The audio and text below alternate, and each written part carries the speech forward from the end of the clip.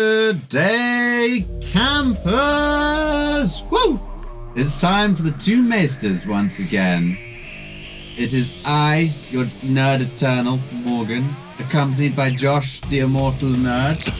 How you doing, Josh? I'm good, thanks. It's good to have a proper title, not just a Maester, but the eternal nerd is also good to have as well. Just racking up the titles. I know, racking them all up. I know, they're undeserved as well. So, we also have a very special guest today, crowd. We've got Homelander. Say hi, Homelander. Yeah, that's my official title. It's my dear friend Reach Show. How you doing, buddy? I'm doing great. You better love me. LOL. Okay then, well, let the love start. So, our wonderful billions of audience members, today we're talking about The Boys, which is probably one of the most original superhero TV shows out there, really. I mean, for me, I think if anything, it's like an anti-superhero TV show. What do you two think? Yeah, I agree. And I think it's like brought this new age of like having superheroes, but not really seeing them as being like pillars of the community, building up society, people you actually want to be kissing babies or presidential campaigns. And I think one of the things I did like about it seems like other like TV series about like superheroes or even stuff like Marvel are trying to take bits from it as well. You kind of see that in like Falcon and the Winter Soldier when they bring in that Captain America who's supposed to replace Steve Rogers in the TV series, so spoilers here, who then literally because of the stress and the death of his friend goes mental and like in the steps in like the middle of a town smashes a guy's head to pulp with Captain America's shield, and you're like, that isn't something I would have seen in Marvel if The Boys hadn't come about. And you kind of start to see like, and potentially like potentially they're saying with DC, they might also try and have that angle as well, that superheroes can also be pretty bad as well. Yeah, it's refreshing to see something that doesn't include the characters with a very heavy plot armor. You can't really know what's going to happen. You know, it's more... Well, you think it's very unpredictable? Yeah, it is unpredictable, but it is predictable from the point of view of the characters. Like imagine you're me, you're Homelander. You can kill whomever you want. Of course, you would be fucked up in the head. Yeah, that's true. That's true. Yeah, and I love it how every character is afraid of Homelander in it because they know he is actually like unstoppable. They don't know what can kill him apart from completely in season unhinged. 3. Yeah, he is. I mean, they've made a psychopath for corporation. Basically, made a psychopath. But it also isn't just that they say this is what he's like, and you just have to accept that. They give us a bit of background. I mean, we know that when someone is raised without the parental love, they will end up being different than most of the people. That explains my life so much. Thank you so much. Wow. Bloody diabolical. So let's talk about what The Boys is, give our audience a bit of an introduction. So The Boys was originally developed by someone called Eric Kripke. So please forgive me for that pronunciation now. That was pretty diabolical. It was originally intended to be a movie in 2008, but fell into development hell due to creative differences with production staff. When was this happening? That was around 2008, roughly. In 2016, it was revived by Cinemax as a TV show with Seth Rogen, of all people, as one of the executive producers. Unfortunately, he had to drop out due to scheduling conflicts. But if you remember in season 3, he does make a cameo appearance as a OnlyFans character who's watching a former famous superhero do naughty things on camera. So thank you, Seth Rogen, for that little apple of amazement. And then 2017, Amazon Prime Video obtained rights to the series, and eventually the first series premieres in 2019. In 2020, the second season. 2022, the third season premieres, and so on. We've got the fourth season on the cards so far. Now, what would you guys say was your favorite season? Maybe Risho, starting you off. Yeah. So I'm a big fan of when seasons actually develop the plot further rather than keeping like some sort of status quo. Not you get something different. One of the ending of the seasons that I enjoyed the most was when Stormfront got kicked out of the game. She was this character that sort of supported Homelander's ego, and she manipulated him to get what she wanted. She was, for a long time in this season, we didn't know what was her true identity for a while. She was not aging. She was part of the Nazi party and all of that, and she wanted this sort of supremacy. And so she was really evil, and she was playing it off as, oh yeah, I'm just your worshipper, Homelander. Please make me a girlfriend. Not suspicious at all. A Nazi groupie, it seems. yeah, exactly. I mean, I feel like a lot of TV shows have to like somehow relate back to the Nazis. So in this, you say that everyone's afraid of Homelander. I think she's the only character that wasn't afraid of him and actually successfully manipulated him into doing what she wanted. So I think that was my favorite season that featured this. Which one was that one? That was season 2. I'm pretty sure that was season 2. Yeah, because when she comes in, I love the scene where like she's at the end of the series where she's fighting Queen Maeve, Starlight. Yeah, and was it Kimiko? Is that I think she was there as well. I was like, it was not an even fight. Yeah, definitely not. Well, I suppose when you're fighting a superhero or like a super villain, shall we say, that is definitely not an even fight. You might as well bring as much firepower as you can get. Yeah, and that's what I really like about The Boys. It's these, it's parodying the superhero world. Like, these aren't superheroes, they're super villains, and in some cases just anti-heroes. Like, I'd say Starlight is probably the closest thing to a superhero in it, but it's not as clear cut as it seems. When we look at superheroes, they're so gracious and valiant. So let me get back to something you said before we we go I'm under too pressure far. here. So you said when you're fighting a supervillain, you should get as much firepower as you can get, right? Yeah.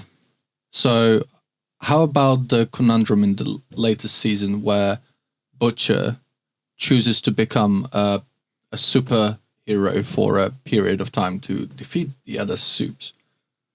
Bloody diabolical. And I think, it's bloody diabolical. But it's like, is he crossing a line he never wanted to cross? Well, exactly, because that's like another theme in the show, isn't it? Crossing the line. Do we have to do whatever it takes? Do we have to play dirty to defeat the dirty? And yet, that Tell that to my underwear.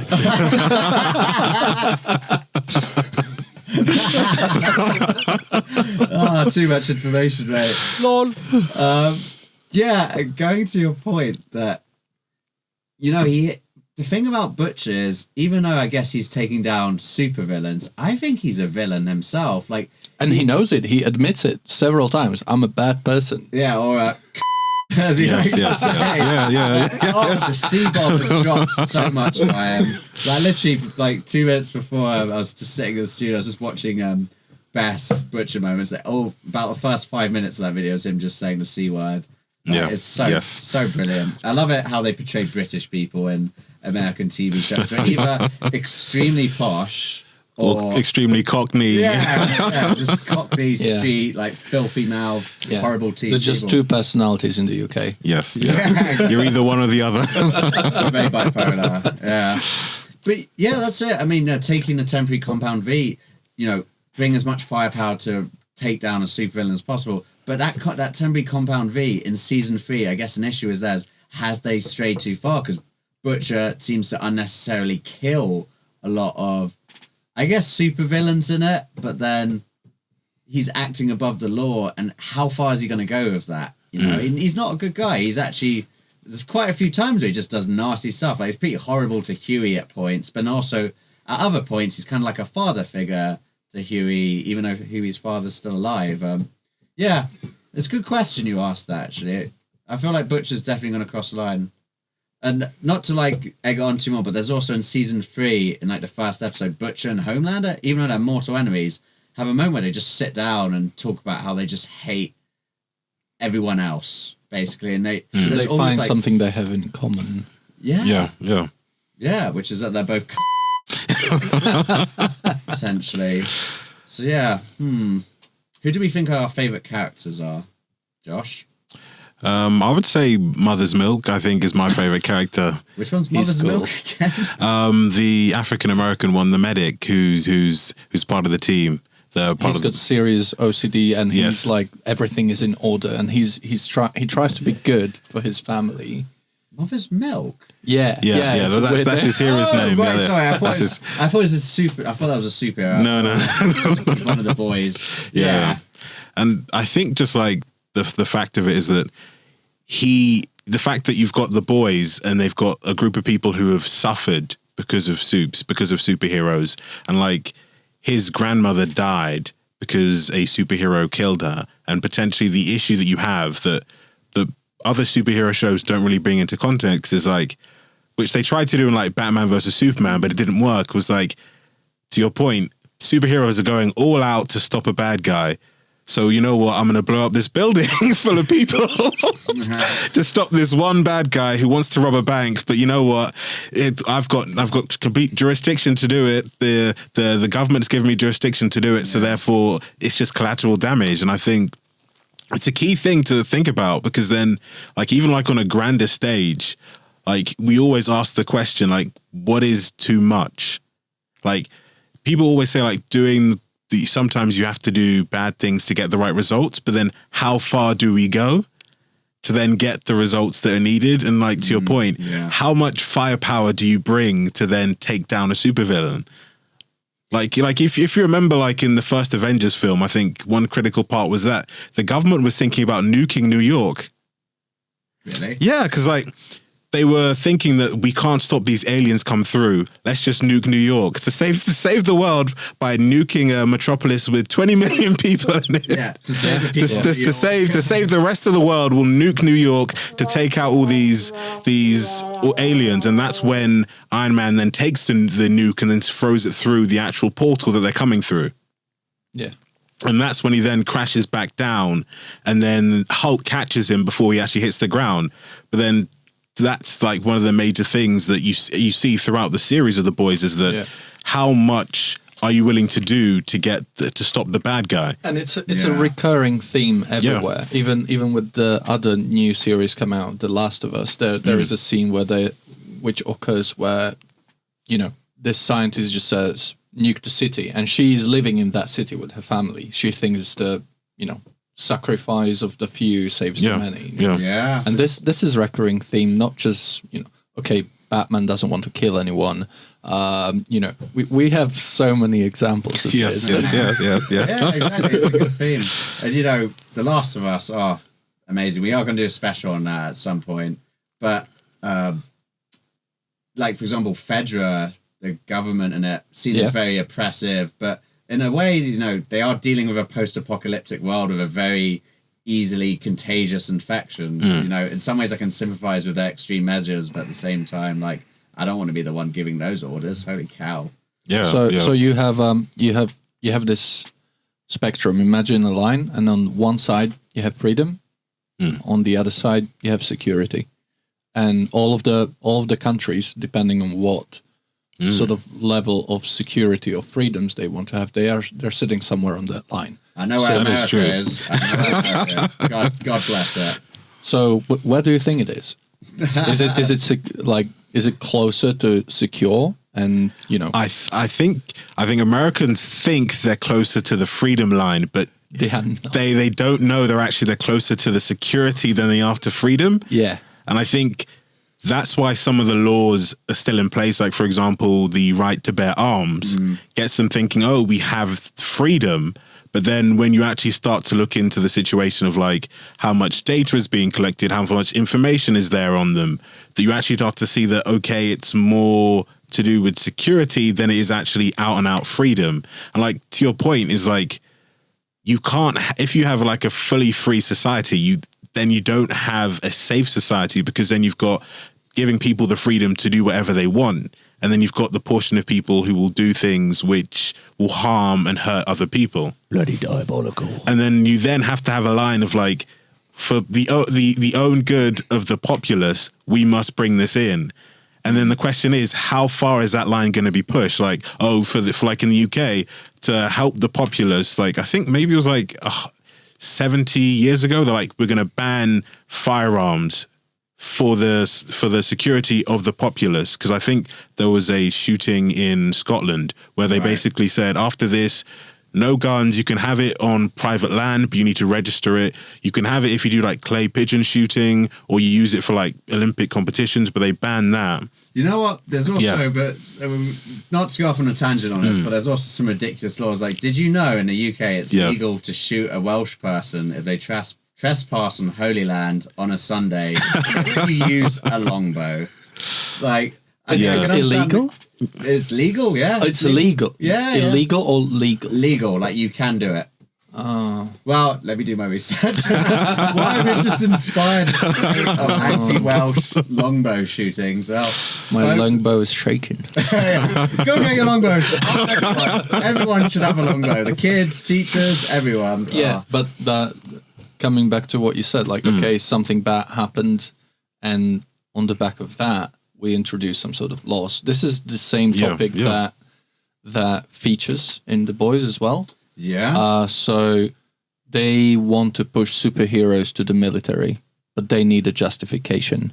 And that's why they introduced the concept of super terrorists. Yeah.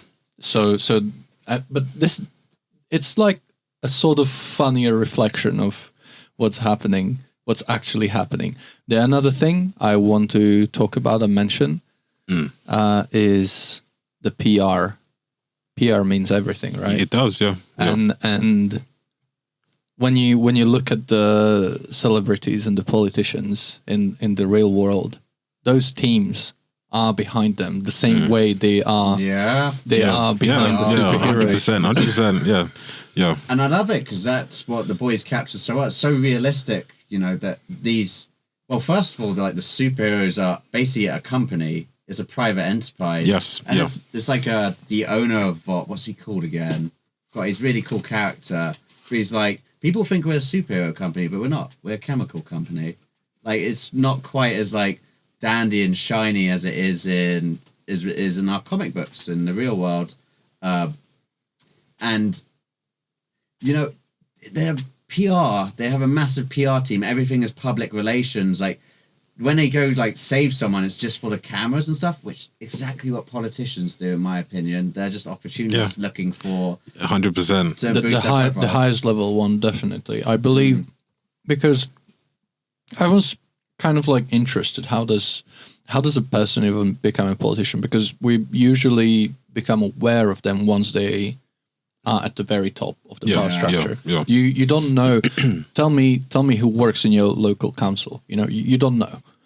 Yeah, that's true. And I think at these lower levels you do find people who actually do want to help, but somewhere along the way, it gets something lost. happens. Yes. Power, absolute power corrupts absolutely. Yeah. And maybe that's what's happening with Butcher, especially with this temporary vault. I think one person to watch would probably be Huey, because Huey's sort of character arc of this is he starts off as basically kind of like the wimpy kid who doesn't want to get his hands dirty, but then when they kill Translucent, there's that poster on the wall that says keep your hands clean, and that encourages him to literally just blow up Translucent there and there and get covered in his guts.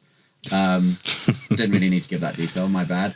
And then season 3, it starts off that like the FBI have now got a Federal Bureau of Superhero Investigation Affairs, and he's like, we're doing this by the book, we're doing this the right way, the legal way through the government. But then he realized that's run by a supervillain as well, the head popper, who's in Vort's pocket, and he goes to, there's a scene where he goes to Butcher, well actually Butcher calls him, Butcher's just been shot, and he's like, you know what, Hugh, I've been thinking, and maybe I've got this kid to look after, like Becca's kid, like maybe I should just call it quits. But then Huey just turns around and say, Butcher, you were right. Like, they're in the FBI. They're everywhere. Like, if we're going to do this, we do this your way. We get our hands dirty. We cross the line. And that's why I love the show. It is filthy. Yeah, he Bloody turned. diabolical. He definitely turned. Exactly, and I wonder what his character arc will be. And there's other character arcs like the Deep. Well, I mean, it's not really. I think they're kind of quite self-aware of that because you think he's going to go on some massive character arc where he's just a douchebag at the beginning. I think it's the Deep and what's his name? A-Train. A-Train, yeah. Yeah, they're the two that just want to be in the sunlight. They don't really care. Yeah, that's so shallow. Yeah, and to your point, you do, like, if you watch, like, American politics, it's ridiculous. Like, the amount you do have, like, politicians who are there just for the sunlight, just for the photos, being in the front of Time magazine, and you're like to yourself, okay, then in this 4-year period where you've been elected senator or governor, what have you actually done? And, like, to your point, like, I was watching, like, what was it called? Alpha House, which was also on Amazon Prime. And it's basically about a group of senators who basically all live in this house. And it's weird because, like... What's it like, Big Brother for... I know. It's kind of like they have to... Because they have, like... So the way that they have it, so MPs in this country have a house in London because they have to go to the Houses of Parliament. So even if they're the MP for a place in Greater Manchester, they have to have a house in London so that they can attend meetings in London. So they need to have like a house in Washington, D.C. that they share. And I think the thing that it got to me was like the fact that you've got like people who are like the heads of the parties and they're like, you know what, for the election in 2030s, this is the guy we're picking. And to your point, we're going to pump the PR from now to lift him up and up and up. And then he gets the main shine from the media. And then they run with that person to be their candidate. And it's like, you then start to look at it and you actually see, yeah, that actually does happen in politics. And you actually see it like in the TV show, like how much PR shapes everything. Yeah, that's the world we live in. And we see that in some of the scenes of The Boys where they're like, oh, Starlight, you need to come on the stage with the Homelander because you have the good PR. And you get 20 points. Yeah, and like characters like Stormfront, she kind of takes Vought by surprise because she's just really good at like her own PR. She uses memes. She makes her own memes and stuff. Memes. Yeah, it's all ultimate weapon. Can you imagine this generation dies out and next generation of politicians are like fully fluent in the meme game? Yeah, TikTok dances, politician TikTok dances.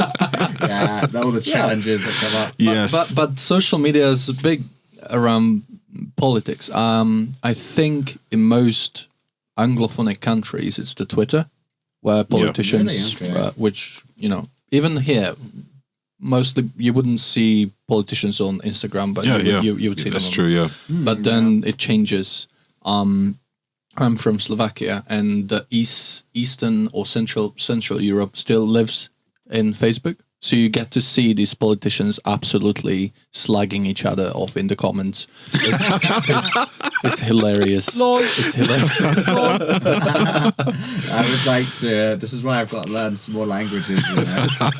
I love seeing people insult each other. Facebook keyboard wars are the best. And I think at least with Facebook as well, you can put more comments in. Like you're not limited. You don't have limited words like you have on Twitter that you have to say 6 or 7 different tweets. So like on Facebook, you literally just slag them off for like straight up 5 minutes in the comment section. This is exactly what we're going to do when we get some hate mail from fans. We'll track you down. I'll come in for you on social media. Okay, so we know your favourite character is Mother's Milk. Who's your favourite character, Isho? I think it was for a long time Huey. Huey? Yeah. They did the underdog, you know, but at the same time, despite Butcher's hard nature, he was able to appeal to him. I think at some point they called him the canary, right? As in if you go mine too deep as a miner, they used to take the birds with them because canary, yeah. So they use this sort of depiction of him like, oh, okay, if he doesn't like what we're doing, we're going too far. You know, he as like the someone who had a stable moral compass, I would say. Yeah, that's why I liked him, but. It's good that started changing in the latest season. Yeah, I think he just sort of gave into his hatred. So I'll be interested to see where his career takes him. Yeah, that's good that you pick up on that, because he does actually rub off on Butcher in some ways. He does soften some of the edges. They kind of play off in each other. But then equally, I wonder if Butcher's influencing Huey too much. He is. Yeah. Interesting. What's your favorite character, Morgan? Oh, thank you, finally. Damn. Oh my god. I would say my favorite character has to just be plain and simply Homelander. Oh, yeah. Because he... Is it because he likes mommy's milk?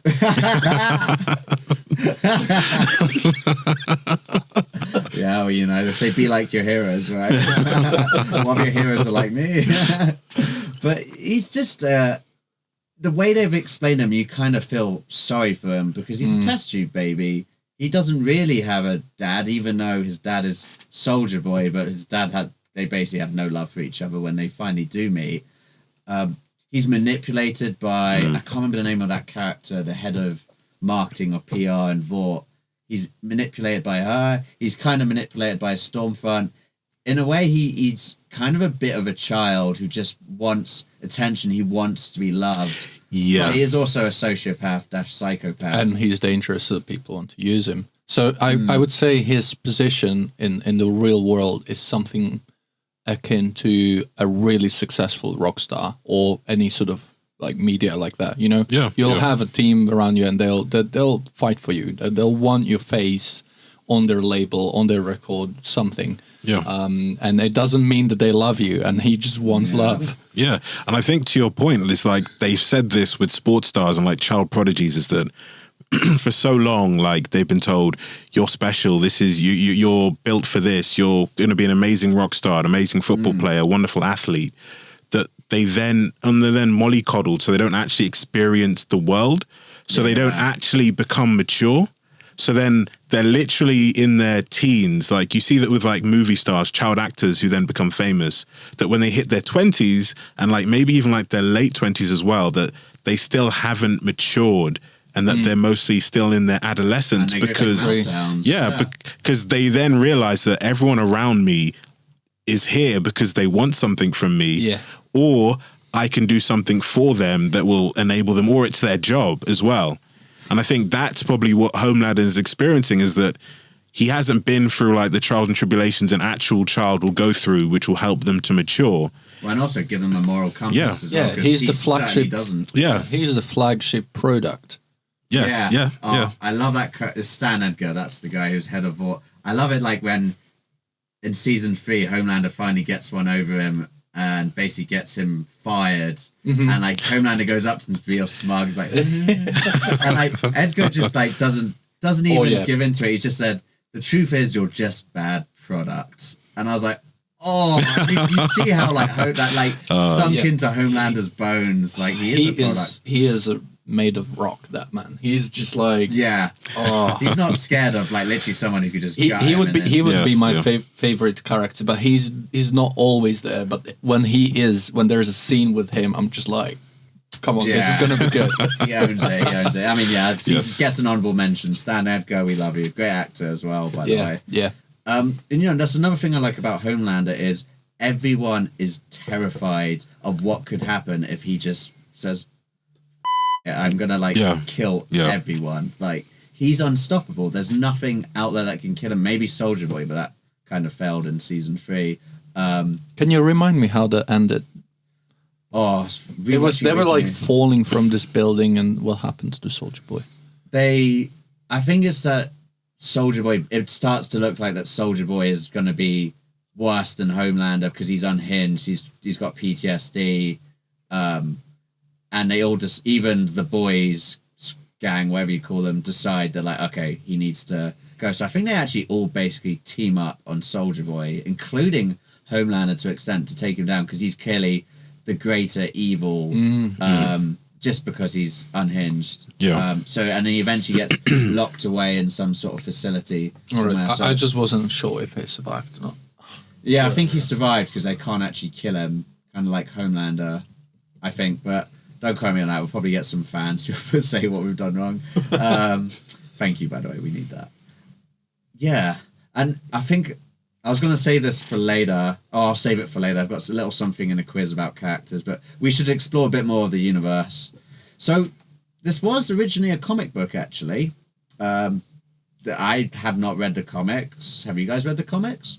No. I briefly did when I first found out about the TV series when they announced it on Amazon. And I just had a flick through, and I think one of the things that's very, very clever, and also I think people underestimate how much World War II, especially the end, has an impact on how we see things and how we develop things. For example, the person in charge of Vought is a former Nazi scientist.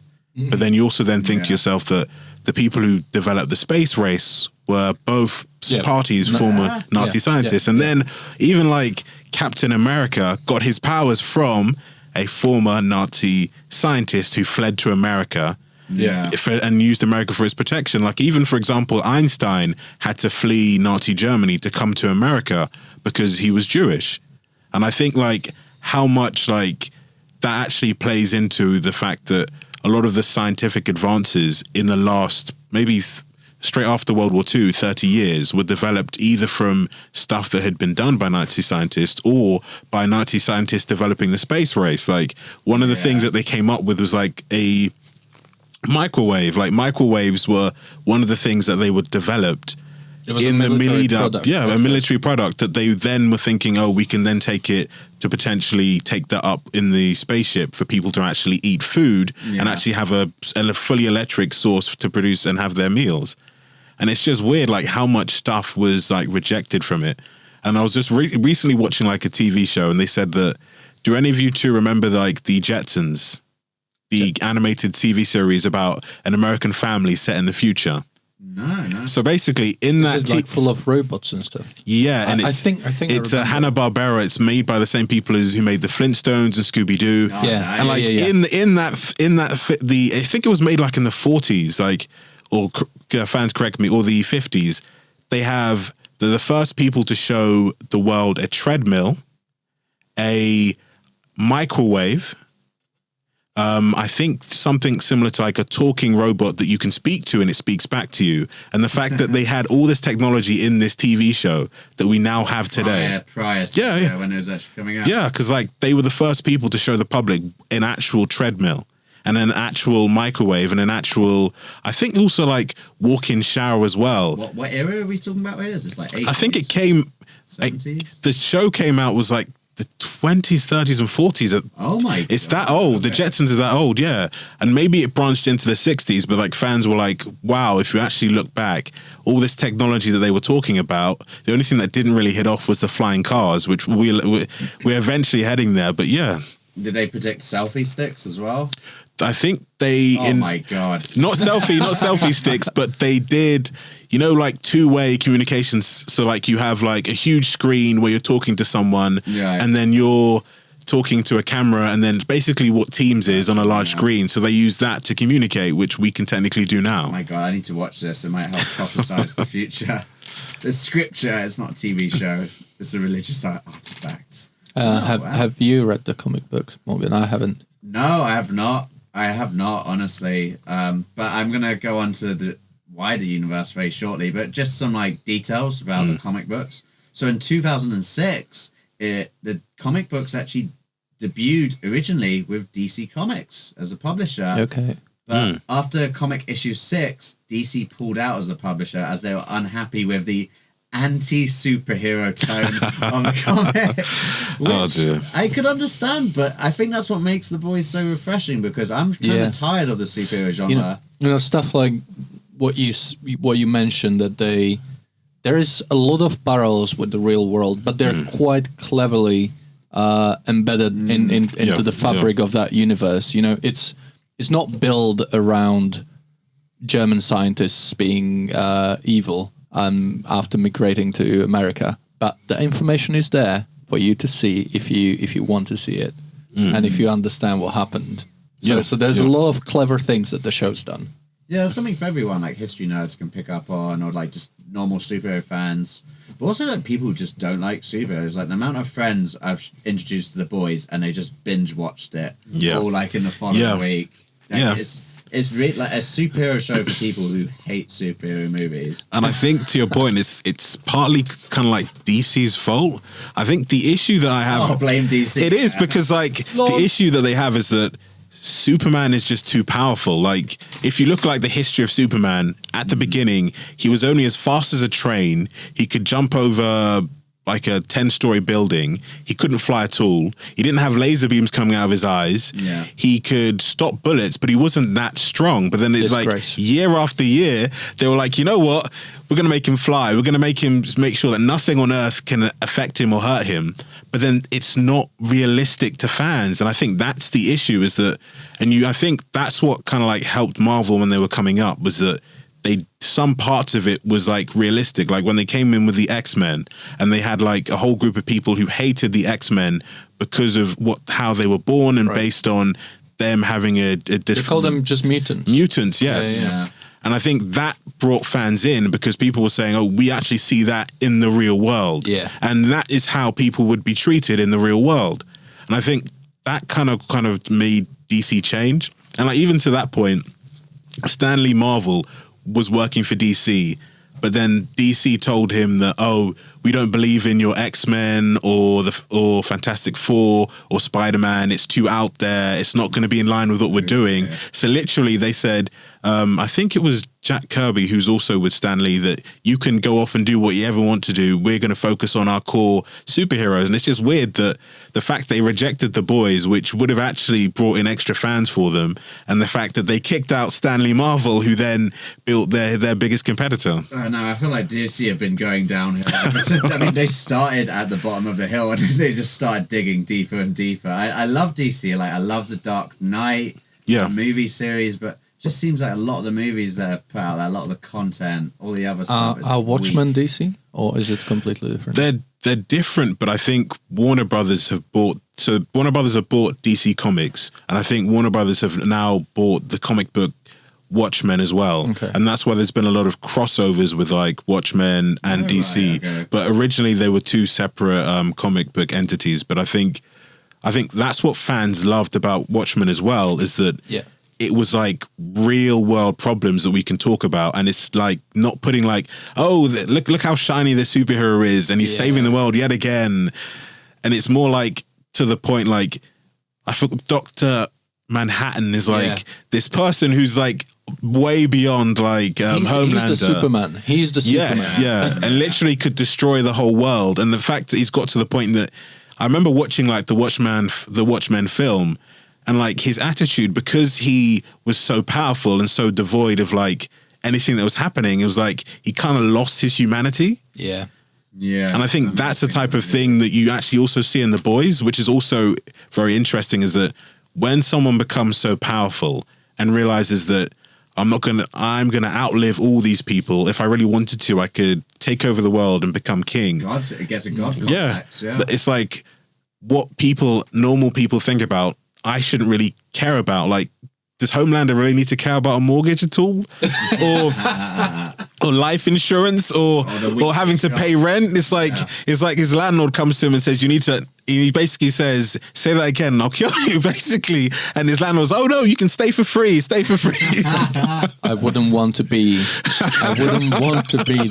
that man knocking on his door selling life insurance. That just reminded me of the moment where he meets Butch. I think it's season 2, and he's like, "Oh, I just had breakfast with your wife, Butch. She made pancakes, and it was delish." I remember meeting you watching. I was in hysterics about it. Oh, so funny. He's such an asshole. Like, honestly, asshole. So yeah, that's the comic book era, the comic books. But there's also the wider shared universe involving a lot of cartoons and TV shows. So 2021, there's 7 of the 7, and 2022, there's Diabolical. Either of you guys seen either of those? I think my brothers watched some of it, but I haven't seen it, no. I have seen neither. Well, what are they about? Well, you tell me. I should have invited some others on this channel. But let's say there's like a wider universe. There's a lot more to The Boys than just a TV show, which, to be honest, I might actually watch some of, because I love The Boys. It's just I wasn't aware. I'm gonna check that. Oh, no sleep for you tonight. I didn't even binge watching that all night. Well, moving swiftly on as we have no clue about that. Maybe one of our wonderful audience members can tell us about it. Maybe in the comment section. So, some interesting trivia about the show. There's a scene in Series 3 involving an orgy of superheroes called Herogasm. That was actually based on a comic book called Herogasm, which was originally a spin-off of the boys' comic book. I wonder what an entire comic book series called Herogasm was like. I reckon it was quite pornographic. Was it? maybe that's one of the reasons why DC were like, I think that's a bit too far. Yeah, How far is too far? I mean, yeah, because in that episode in The Boys, there's literally a superhero who's, I guess it's a take on Mr. Fantastic. He can like stretch his penis out to like. Yeah, there's a man with stretchy parts. Yeah, which I just think he used like, it's so weird. He kind of like uses his dick like a periscope. It just goes. just peeking out. I know, and you know, there's that from the very first series. They go to like see what the darker side of superheroes are. They go to these weird nightclubs where superheroes are just doing lots of drugs, sleeping around and stuff. Which is, you know, a lot like politicians again, who seem to get involved in weird things like Jeffrey Epstein, blah, blah, blah. But let's not get ourselves assassinated for any reason, so we won't talk about that anymore. But, yeah, essentially, there's a lot of parallels between politicians and superheroes, and that's what we see a lot. Yeah. Some more trivia here. So wait, you're not going to tell us what this Herogasm comic book was about? I haven't done my research. I'll leave you to do that because it could potentially be 18 plus, and you know we pride ourselves on being a family show. This is a family-friendly show. Yeah, that's right. You. No, we're not a family show. That's for sure. Some more trivia. Vort's premier team of superheroes, the Seven, are a loose pastiche. What does that word even mean? A loose Very parody. interesting. Yeah. A loose parody of DC's Justice League. Okay, yeah. Because they do have 7. Superman, Batman, Flash, Martian, Manhunter, Green Lantern, Wonder Woman. I'm missing someone. I think it potentially could be Hawkman or Hawkwoman, but yeah. I did get that vibe when watching it, because then it did really give off like a DC vibe more than a Marvel vibe. Well, this leads me into a quiz. This is what I've been waiting for. I've got 2 quizzes. First quiz is very easy. Very much relates to literally what you're just talking about. Okay, so I'm going to name a superhero. You need to say who they're parodying. Homelander. Superman. I would thought Captain America, to be honest. I guess Superman in that is super strong, but also Captain America to an extent. But okay, fair enough. Okay, Queen Maeve. Wait, which one was Queen Maeve? The one with the red hair, kind of bronze armor. Oh, Wonder Woman? Yeah, I would say Wonder Woman. Maybe not in terms of... Well, maybe in terms of powers, but some similarities. I really apologize. My name memory, like, I just see faces. I can't remember the names. That's okay, don't worry. Who do we think the Deep is parodying? Aquaman? Yeah, bang on. Yeah, very easy, that one. And that's why I love it, because it just really takes the piss. Like, for example, the Deep's powers, he can talk to Dolphins. Yeah. Yeah. Oh, the dolphin scene. Oh, the dolphin scene's brilliant. It was when he crashed and the dolphin flew through the front window and Whilst then was the run Spice Girls over. were playing on the radio in slow motion. Yeah, but he's for some reason always ends up in somewhat romantic relationship with the sea life. Yeah, he's got this octopus he introduces to his girlfriend or wife. Yeah, he wants to bring the octopus into the bedroom. I think that's the point where she's like, "No, I've had enough." Yeah, he's great. He's such a bad person, but such a great ideal character. Who do we think the A-Train is parodying? The Flash? Yeah, that's the easy one. This one, Black Noir. I think this one's very surface. Batman, that's what it's listed as, but there's not really much, because the Noir is like scarred from that incident in Nicaragua. So what about Black Panther? Yeah, you could say Black Panther. yeah. Black Panther. I mean, Black Panther. Yeah, you could say. Yeah, that could be an easy one. But yeah, obviously, like a lot of parodies, and this segues on to my next quiz, which involves. I can't remember what these are called. I think I listed it here. But me and Josh have done this before for Game of Thrones. Oh yeah, the chaotic good type thing. Yeah. Exactly. Oh yes. So without showing you guys, who do we think is a lawful good in this TV show? Lawful good. It's the Starlight. Yeah. Bingo, bang on. Yeah. We got Starlight. Yeah, very good. Who do we think is a neutral good in this TV show?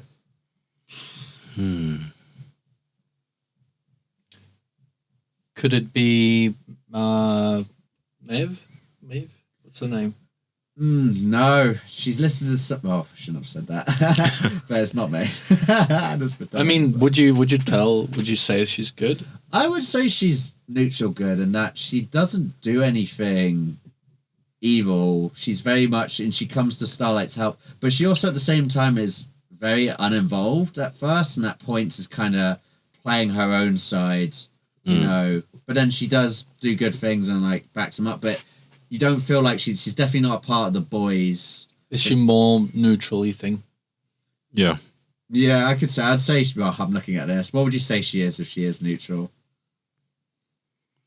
Lawful neutral? Yeah, bingo. Yeah. Yeah. She's lawful neutral to an extent. Okay, who do we think is chaotic good? I'm open to. I mean, of course, there's pictures here of answers, but we could actually just interpret this as someone else would be what. Frenchie. He's chaotic. Yeah, yes, I for should sure. say he's chaotic good because he actually is quite kind-hearted. Isn't he? Yeah, The and way he tries sorts to. out Kamiko. Yeah, and yeah, that. Yeah, he's quite good. He's also definitely chaotic because he's just on drugs all the time. Like when he first meets Huey, and Huey's a bit traumatized after blowing up Translucent, and he's guts, and he's like, "Do you want some acid? That'll help you with your trauma." And he's like, And then Huey declines it, and he's like, "Okay, more for me." Oh, Frenchie is also a great character. Honorable mention. Well, here's listed Kamiko as chaotic good. I guess because of how she started off, and she's sort of somewhat a little unhinged because of what happened to her and her brother, how she's raised, and she can't talk as well. I don't know if I say she's chaotic good that much anymore. She's very much one of the good people. She's less chaosy in season 3. What do you guys think? Yeah, I'd agree. And I think just one quick thing, not to just take everything on a tangent, but it's weird that superheroes, like whether it's in any comic book series, have to go through a form of trauma. Like you rarely ever see like a superhero who's had like a good life and then they get their powers and then they're like, you know what, I'm going to save people. It's like father dead, parents dead, uncle dead, aunt dead. Yeah, that's true. Traumatized when young. Aquaman. What's Aquaman's trauma? In each of the different comics, either his son gets killed by his half-brother or his wife gets killed by his half-brother. Lol. Or he's basically ostracized because he's half human and half Atlantean. So it's like, okay, so he has a lot of so it's like, fair.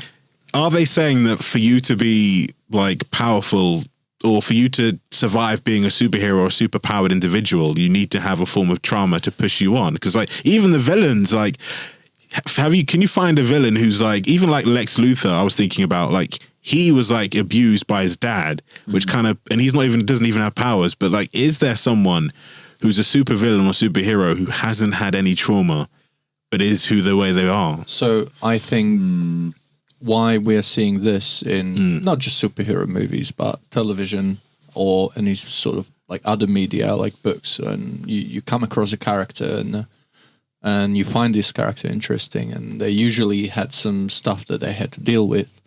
But I would say these things become popular because they relate to biggest amount of people, right? It doesn't. Yeah. If you've gone through some sort of trauma, that's you find you relate yourself to the character that maybe had a similar trauma, or you want to root for that character because you want him to like take control of that trauma and become better than that.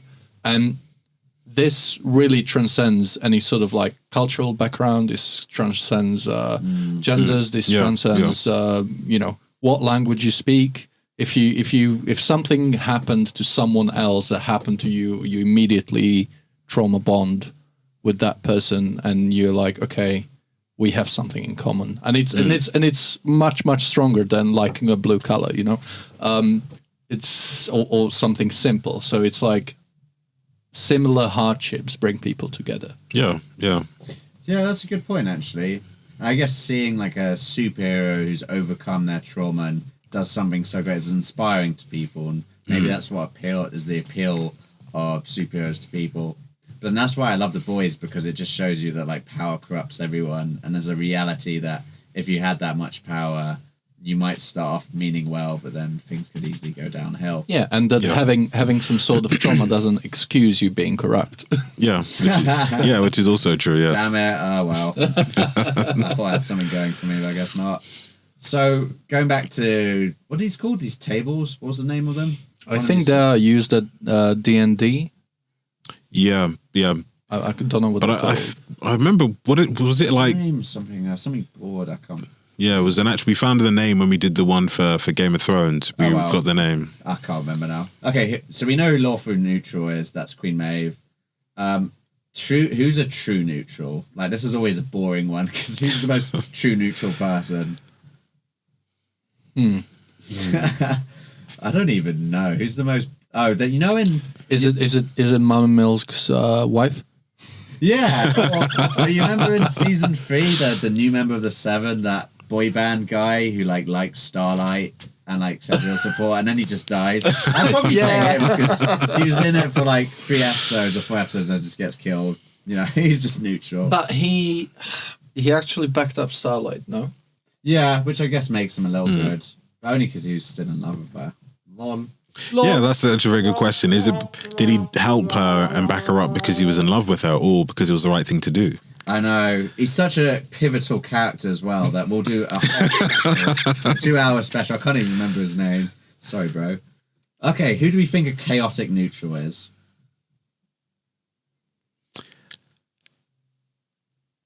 A chaotic neutral's a hard one, really. Yeah. Isn't it? In this series particularly. Yeah. I feel like most people already picked side. Yeah, it's hard to say who chaotic neutral is. I mean, in this... Would it be maybe some of the characters from the CIA? Oh, what, like Mallory, maybe? But then she's not really chaotic. She's just quite ordered. I don't know. I mean, in this, it shows Butcher. He's a chaotic neutral. But I don't know. I guess because he crosses the boundaries of good and evil, really, doesn't he? Because he's trying to take down the bad guys, but he himself will do anything to do that. And he manipulates even his co-workers and the boys, the way he toys with people's emotions and stuff. Maybe it's because he, depending on his starting point, he could have been a supervillain as well, with his what he's like, right? Yeah, he's a bit of an arsehole. Yeah. But would you say that he's evil or someone who doesn't care?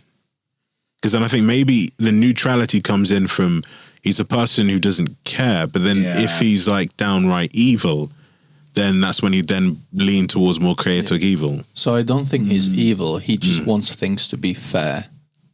Then he would be chaotic neutral, because he wouldn't care about good or bad. He would just want, as to your point, things to be fair and things to be equal. Right. That's why he wants to get rid of soups, because it's unfair. Yeah, and he kind of says no one, Mother's Milk says to him, this is why we're doing this, Butcher, because no one should have that much power. I think they were talking about temporary compound V when they catch him, but him and Huey doing it. Okay, who do we think a lawful evil is? Is it what's his name? The former CEO. Yes. Bang on your money. Nice one. Yeah, I would say he's a lawful evil because he doesn't. I mean, even though Vought is basically a capitalist conglomerate that has its fingers in many pies, it bribes politicians, it does dodgy stuff to cover up superheroes. I mean, in a way, it strays the boundaries of the law, but he doesn't. He's just a businessman. I mean, I don't know. He makes sure that his evil doing is within the realm of lawful things, which is he owns a company. You know, he's Yeah. supposed to make money. Yeah. Yeah. The American dream. There you go. Yeah. Yeah. And it's like, it's not his fault that the politicians took the bribes. Yeah. It's like, it was their choice. I didn't force them to take the money. Yeah, that's true. That's true. Blame the politicians. Yeah. And you can't blame them for bad product as well. That's on the product. That's the designer or the engineer's fault. Okay, who do you think a neutral evil is? This one I kind of disagree with on the chart. Who do you think a neutral evil is? So I guess an evil who just doesn't care. I think it's more like an evil person who's cold. So if someone's neutral, I think like they have they're evil, but it's not like based on their emotions. So potentially that they're evil because Who do we think that is then? I Yeah, feel like who do you think the that? obvious. I have a pick, but I'm not sure. Because it's definitely not Homelander because it's on his emotions. yeah. Well, I'm sorry, this might upset your emotions, but it's actually Homelander. This is why I don't agree with it. For me, neutral evil would be Stormfront. Really, Yeah. really calculated, willing to do, as much as necessary, but sort of like keeping herself within the lines all the time. Yeah. I don't know. Yeah, I suppose yeah, she keeps yeah. it hidden as well that she's a Nazi until it just all comes out. But yeah, I guess so, because there's not really anything chaotic about her because she seems pretty sane. Yeah, she's not Yeah. unpredictable. Yeah, and It's it's more calculated. Yeah, and I'll be honest, the chaotic evil one here is Stormfront for some reason, which I don't agree with. Like, so Homelander's a neutral evil, was Stormfront's a chaotic. I'd say the other way around. Yeah, they should be switched. the other way around. Homelander is, I guess he's not completely unhinged, but season 3 starts to show that he's finally like coming out of his shell. His thoughts. Do you remember that scene where I thought he just murdered that crowd? And it was all in In his his head? mind, yes, He has the yes. potential to be a chaotic Yeah. evil like that. Like he literally, that's in season 3. They're all like on edge because they're like Homelander is about to like kick off. Like he's being himself in front of cameras now and stuff. So far, the only sort of eruption of emotions he's had ended up in him sort of speaking out on the cameras what he thinks, which gave him a decent PR boost. But I will be really, really disappointed if this show doesn't show us completely unhinged Homelander going all out whilst the world has to Cower in fear. Yeah, definitely. Yes, yeah. It's interesting because each season, I love the sort of dynamic of this. That Homelander is the main bad guy. He's the arch villain, but he's never the main villain protagonist For the season, yeah. Like there's Stormfront in season 2. That was the one they'll take down and defeat in the end. But the Homelander's still brewing in the background. Season 3, well, it was looking like Homelander, to be honest, but then the weapon they used to try and kill Homelander, Soldier Boy, it turns out he's the one they need to take out because they've gone too far. They've got their hands too dirty by taking him on board. A question, since there's not a known way of killing him, do you think that the only way to defeat this threat to the world would be to, properly socialize him, give him what he wants in terms of friendship and love and milk. And milk. Warm, fresh, delicious milk.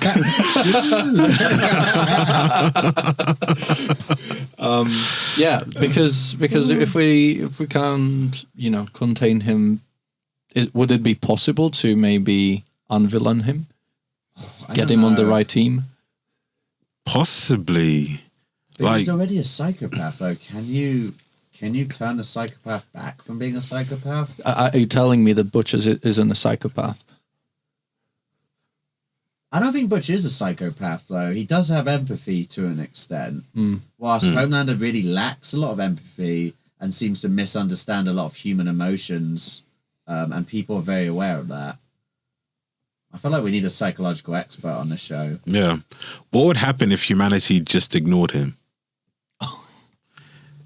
Yeah, maybe that's how you defeat it. Like potentially, like, because if you continually give in to his demands, he'll basically ask for more and more and more until you get to the stage of like, how much more can we then give him? Like if he says so this is similar to like one of the comic books that I think that Marvel made that I really liked, that Apocalypse, who's the X-Men like bad guy, so he's a mutant that lives basically can live forever because he switches bodies. He goes to the United Nations and says that the only way you can get equality between mutants and humans is that if there's the same amount of humans as mutants, and says, you United Nations kill, I think he said like 70 or 80% of the world's population, and then we will be equal. Either you do it or I will do it.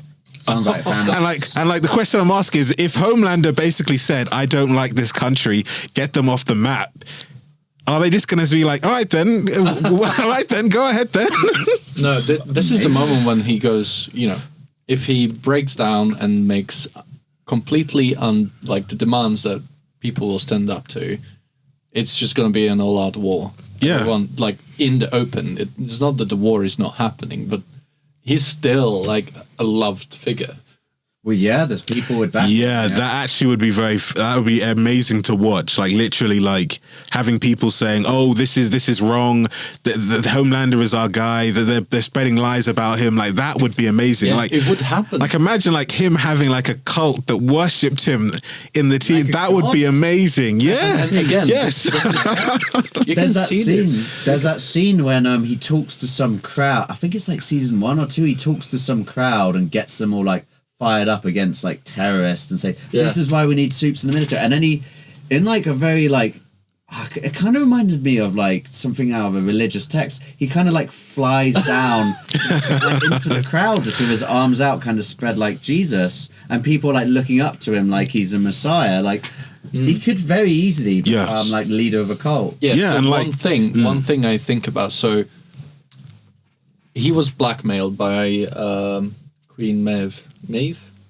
Yeah, Queen Maeve, right. The recording where he basically lets everyone on the plane die. Yeah. And causes this death. And there is a video recording of that. And he's been blackmailed, kept in check. And then he decides, actually release the tape. And if the people stop loving me, I'll just kill them. So they don't release the tape. And it's like, that's the issue. You can't blackmail someone if they're like, do it, and I'll suffer the consequences, or do it, and then, for example, do it. If you want to hand this tape into the reporter, I will then just blow up their whole journalist station so the news cannot get out. Yeah, and because he has that power, it's like you can't really blackmail him, because then it's like, are you willing to then push the boundaries that far that he's like, I'll just destroy everyone who knows about it. I'll kill everyone who watches the video. Like another point about this is, imagine that tape got released. Do you think people would stop loving him? No. People would just say it's fake. It's made up. Or that the people that say, something. It's like there's so much dirt that came out on the politicians in our real world. Yes. Nothing's changed. Mentioning like a former president as well. Like the amount of stuff that came out and people were still flocking to him. And like even the fact that he incited a riot and they invaded the Capitol building in the United States. Like if Homelander was like, you know what, they're trying to smear me, get these politicians. There will be people flocking to do it because they're like, we love this man. And the power that he has as well. Yeah, I love this man and I hate facts. Yes, Yeah, or I prefer the truth. Yeah, or the fact that maybe if I chummy up to him, maybe he'll help me out. And there probably will be businessmen and politicians who are like, similar to Trump, we don't really care what he says or does, but my proximity to him will then make me famous and popular. Oh, Homelander, hold this bottle of water, and then people, oh my days, he buys from there. So people that literally trying, like the amount of businesses that profited Yeah. They weren't necessarily Nazis themselves in charge, but profited off certain things that the Nazis did, like slave labor and stuff. And there was a really good scene in season 3. Homeland on his birthday has a speech organized, and he's slowly starting to crack, and he just finally turns on and says, "Screw it! You know what? I'm not ashamed to be who I am anymore. This is," and he goes on a rant. Yes, it actually works to his favor. He gets like a 57% increase in popularity amongst Rust Belt white American men, and that becomes his support base. Yeah, That's it. That's how realistic the show is. Is that that you can see the sides of the political spectrum, like sort of matching up how they would if it was real. Yes, yeah. And the fact that I think there is a portion of the population, whether you're left or right or centre, who are tired of the constant spiel that politicians say that, that was a good decision, and then just coming up with many different ways to say nothing. And then you've seen it so many times in like TV shows, films, games, you're like, come up with something new. And I think that's what people were saying about Trump, was that even though he was saying things that were wrong, he was saying it different from everybody else. Yeah, he was anti-establishment. And the fact that I think it was really key. I think someone mentioned it, that in his debate against Hillary, he said that a key thing that he pointed out was like, you're not going to get the rich to pay more taxes because they're funding your election. They're behind you. And also the fact he's like, the actual America is rigged. And he says, because I break the rules. I use the rigged system to make money, and these Democrats won't do anything because they get money from these people who are providing them with money. And these tax breaks they want to change, they won't do it because the people who pay for their party, who sign up, who are lobbying with them, don't want them to. And I think people said that was the turning point, because he literally said, I am fixing the system and I don't care. Yeah. And the fact that his honesty right there was, but like people are, oh my days, it is true. The system is fixed. And I think to that point with Homeland, it was like his rant. People were like, he says the same. Yes. Thing. He says the same thing. He's like, they tried to control me. And if they tried to control me, you'd be damn sure. They're trying to control you. Yes. Similar rhetoric. Yes. Yeah. Very similar rhetoric. Yeah. I mean, that's, I think, like what I love about the show. It kind of really appeals to the modern day. And it kind of picks up on like a lot of satirical things. Like, for example, in season 3, they go to Vortland, French in Kimiko, and it shows how companies cash in on any social trend or social movement, like BLM, LGBTQ plus rights and stuff, and they try and cash in on it. And like, was it like, like greenwashing the company, so that like yes, they have a literally burger stand called BLM Burgers.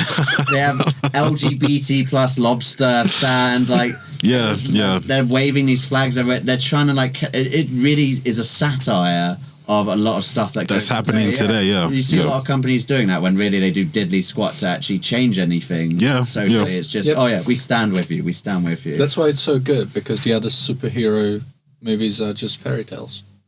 Yeah, exactly. Yeah, it's good if you want to watch a fairy tale. Yeah, and I think that's what I've loved about like Netflix, what they've brought in, especially what they brought in with Amazon now, is that you've got shows that they would never show on television just because of like how politically sensitive it is, but they can put it on a streaming service and then have it like adult rated, password protected. So literally you can say, oh, it's not on television.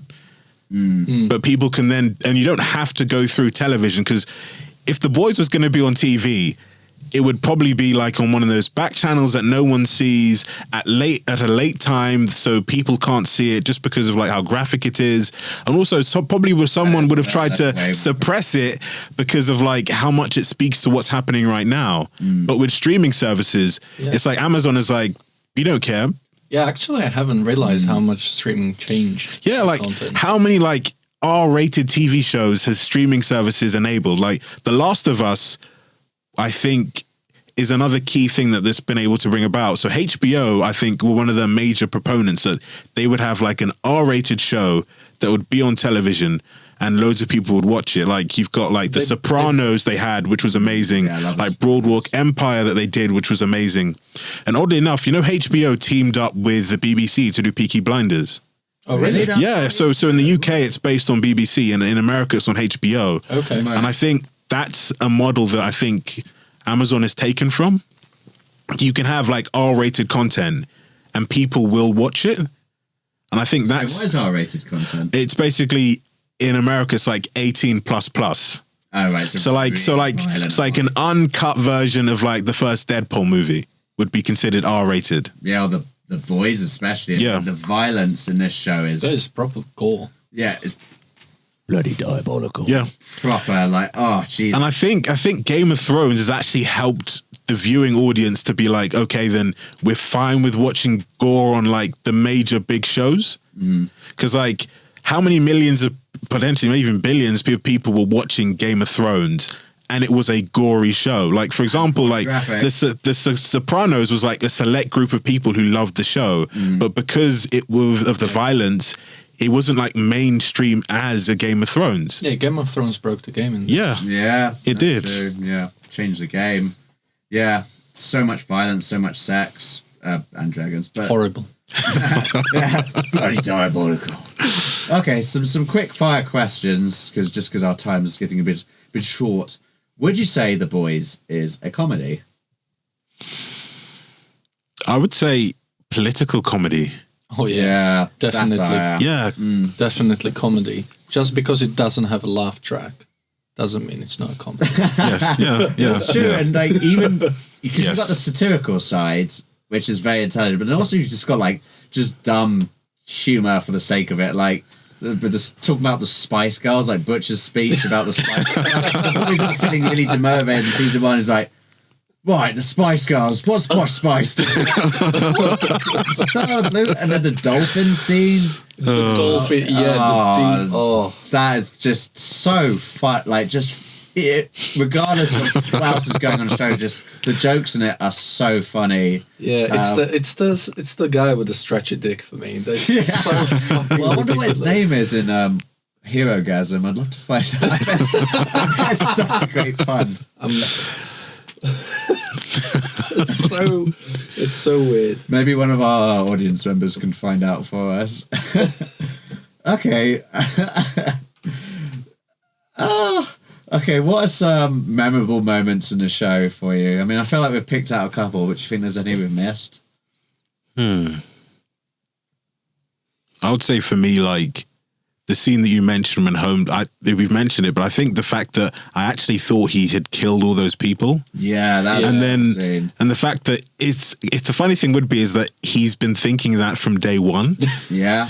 Like that he's been thinking like I could just kill all these people, but you know what? I'm good product. I won't do it. And then I think now that he's learned that there is a group of people who will always support him no matter what he does, it could be like, you know what? F it, kill them all. Well, yeah, you could use them. Yeah, exactly.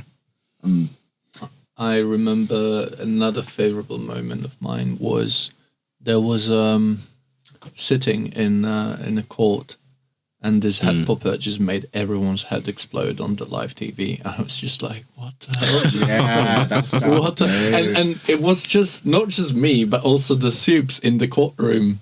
They also didn't know what the hell was going on. Like everyone was sort of just like, what's happening? Yes, yeah. That was pretty cool. The show's quite good at that. They have a lot of scenes that are just jarring. Like that scene, for example, was like just came out of the blue pretty strongly. And then in the beginning, when Huey's original girlfriend, I can't remember her name, sorry, they're just talking, and then out of nowhere she just gets turned into a pile of guts and gore because A-Train just ran past her. Yeah, but it's not. I don't feel like it's violence for Violence sake. Yeah. There's actual meaning for the actual violence that's taking place.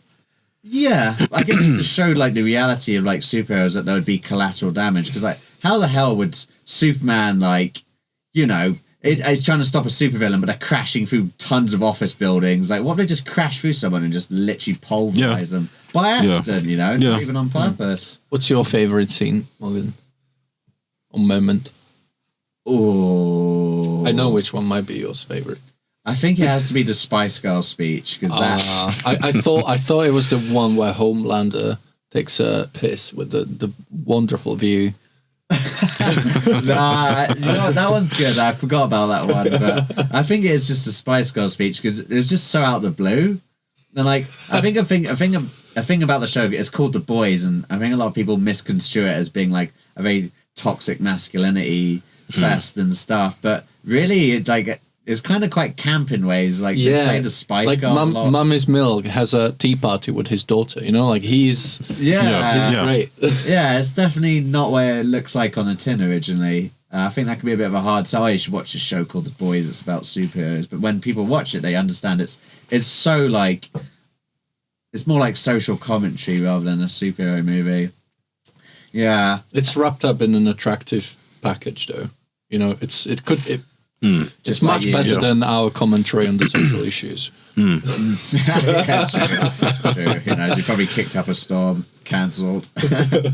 Any other memorable moments? No? Okay.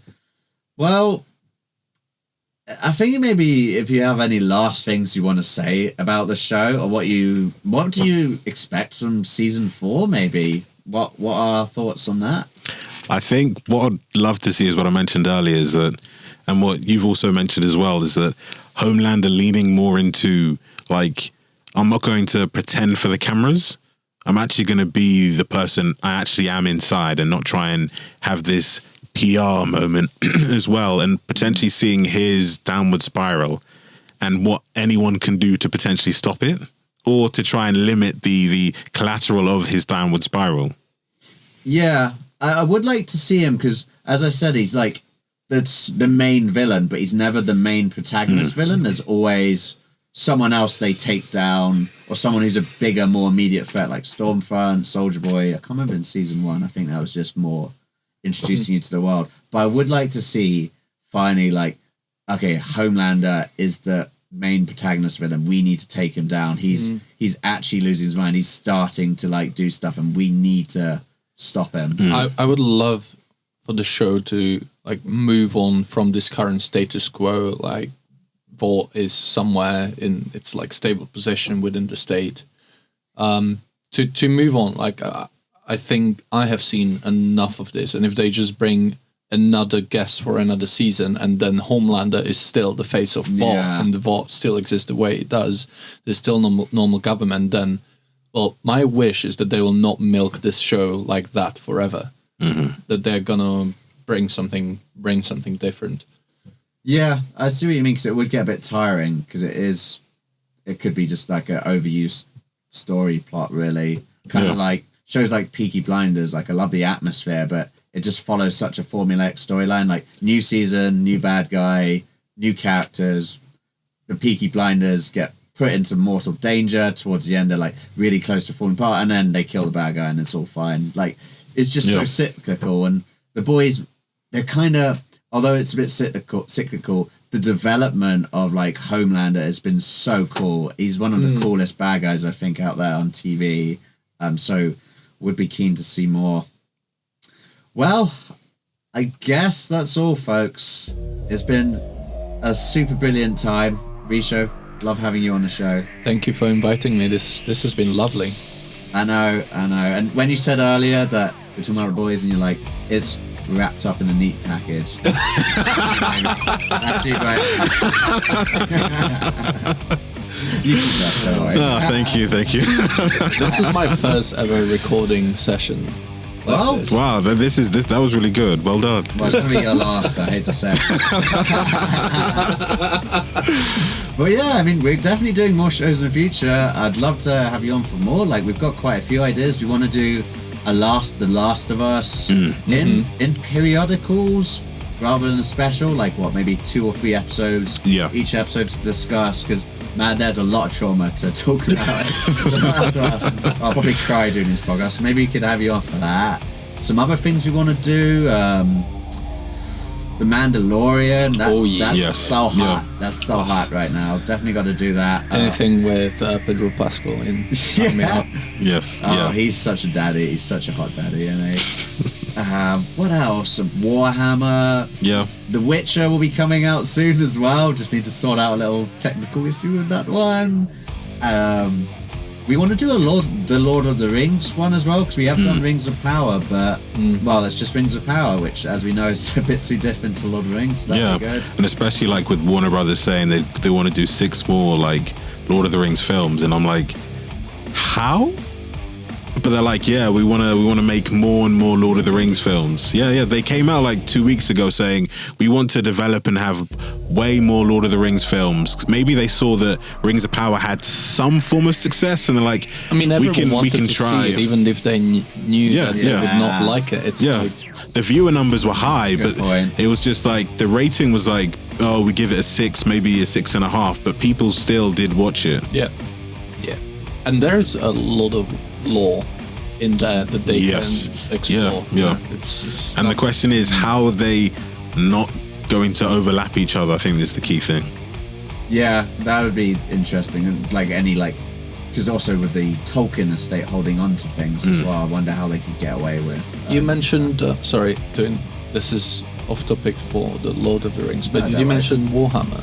Yeah, so definitely gonna do a Warhammer So one. do you talk about the 40k or like which We haven't games got are- that far. We're only Yeah. thinking of doing the one special, but as you know, I'm probably the biggest kiss ass of Warhammer. Like I Yeah, love it. did you I'd hear love that to. there's supposed to be a movie?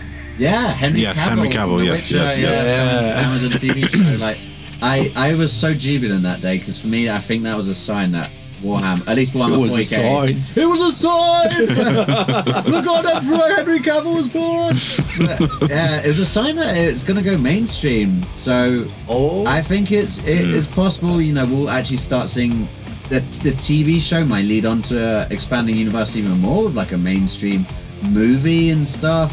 I would be very happy to see that, but also kind of worried seeing what they did to Rings of Power. I think what's my prediction of what's going to happen is that there was a movie about World of Warcraft yeah. storyline. Yeah, that bombed, and I think people are skeptical about the Dungeon and Dragon film that's coming out this year as well. That would it then turn like in the World of Warcraft era ilk and be like that, and then if so, shut down any other form of like D&D stuff at all. As you say, they shelved it for years. I mean, I would still watch the movie. I would love to see Warhammer in motion. I would love for it to be done well. And If I have to choose between no movies ever and one sort of okay, maybe badish movie, I'll still choose to have the movie, yeah, I suppose it's still kind of fun to see if the writing is bad and everything else bad. At least if they put in like good CGI or like Yes. they got good prosthetics people on to make stuff, that's still cool. Because like The Last of Us is beautiful, but have some faith. There have been some good adaptations. The Last of Us is amazing. Yeah, you yeah. know, how often does a That's how video it's game done. adaptation turn Been out good, well? yeah. I'm thinking of like the Tekken movies from ages ago. Wow, those were god awful. Well, that's all again, folks. As you know, we love going on tangents on this show. But yeah, Risha, we'll love to have you on soon. Thanks for coming on. Josh, as always, Yep. my partner, my true love, my true passion. And let's not forget our wonderful audience. Without our audience, we wouldn't be anything. And I've got to say, my ego was on full point today. It was bloating up massively because the views are really like stacking up on our videos. Like, I couldn't believe it. I thought this would be some silly hobby that would literally get like views from like my mum and my grandma because I forced them to watch it. But this is going well, and I'd just love to take a moment to thank you, audience. You Yes, know? yeah. And this is also the moment where I say, please send us money through Patreon. And if you want to hear more from us, click the notification button, subscribe to our videos, and just leave a comment. I'm always happy to see comments, It's nice to be in touch with our fans. And also, correct us when we're wrong. Definitely, yes. Of course. Thank you. All right, that's all, folks. Bye-bye. See you, folks. Bloody diabolical.